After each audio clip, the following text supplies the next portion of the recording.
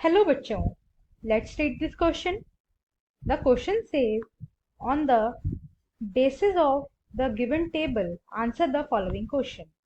हमारा क्वेश्चन एक table based question है जिसके अंदर हमें टेबल में दिए गए डाटा के अकॉर्डिंग आंसर करना है क्वेश्चन का. Percentage share of primary sector in GDP and employment. Share in GDP, share in employment. 1973 में प्राइमरी सेक्टर का शेयर एंड 2003 में प्राइमरी सेक्टर का शेयर जीडीपी में और एम्प्लॉयमेंट में. राइट, आइए क्वेश्चन देखते हैं.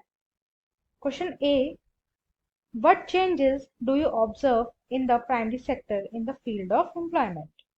B, mention the percentage share of primary sector in GDP in 1973. C, why does the primary sector continue to be largest employer in India. आइए अपना answer देखते हैं.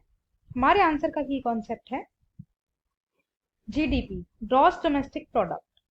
जीडीपी की फुल फॉर्म होती है ग्रॉस डोमेस्टिक प्रोडक्ट. राइट, जो पूरे national level पे काउंट किया जाता है, कंसीडर किया जाता है.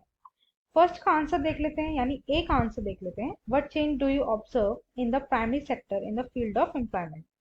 कि प्राइमरी सेक्टर में एम्प्लॉयमेंट के रिगार्डिंग क्या चेंजेस आए हैं. Answer, it is observed that there has been a nominal change in the primary sector, the field of employment. हम ये देख सकते हैं कि प्राइमरी सेक्टर में जो एम्प्लॉयमेंट है वहाँ पे नॉमिनल चेंज आया है. The percentage share of primary sector in employment decreased. जो परसेंटेज है प्राइमरी सेक्टर में वो डिक्रीज हुई है from 72% in 1973 to only 61% in 2003.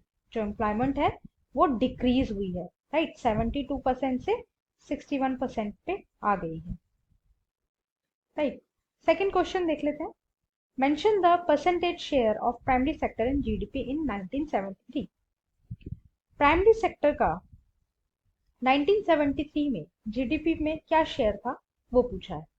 Answer है हमारा बी का answer. The percentage share of primary sector in GDP in 1973 was 45%. यहाँ पे मेंशन है ना शेयर इन जीडीपी 1973, तो 45% हमारा आंसर है. सी क्वेश्चन देख लेते हैं. Why does the primary sector continue to be largest employer in India. Primary sector जो है वो इंडिया का सबसे लार्जेस्ट एम्प्लॉयर क्यों है, ये हमसे पूछा है. हमारा सी का आंसर है because not enough jobs were created in the secondary and tertiary sectors. क्योंकि जो ज्यादा से ज्यादा जॉब्स हैं वो सेकेंडरी एंड टर्शरी सेक्टर्स में नहीं होती है, इसलिए प्राइमरी सेक्टर में लोगों को वर्क करना पड़ता है. Even through industrial output went up by 8 times during the period. जो इंडस्ट्रियल आउटपुट होता है वो 8 टाइम्स बढ़ चुका है पहले से. Employment in the industry sector went up by only 2.5 times. जो प्रोडक्शन है वो तो 8 टाइम्स बढ़ा है, लेकिन जो एम्प्लॉयमेंट है वो बस 2.5 टाइम ही बढ़ा है, क्योंकि वहां पे जो है मशीन्स को ज्यादा यूज कर लिया जाता है. Similarly while production in the service sector rose by 11 times.